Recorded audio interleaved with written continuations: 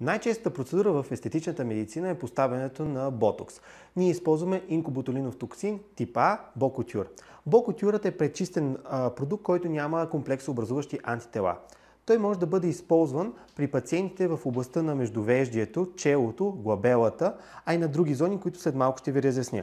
Най-често пациенти идват в кабинета и се оплакват от така наречената гневна бръчка. Поставянето на ботокс на междувеждието, челото и покрай очите е една традиционна терапия.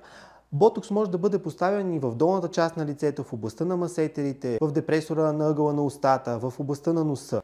Но много често пациентите забравят за областта на шията. Тя е една от най-пренебрегваните зони, която е издайник на нашата възраст. А именно, днес ще ви покажа процедурата инкуботулинов токсин тип А, Бокутюр в областта на шията. Бокутюра може да бъде инжектиран в платизменият мускул. Платизменият мускул има свойството да прави депресия на долната част.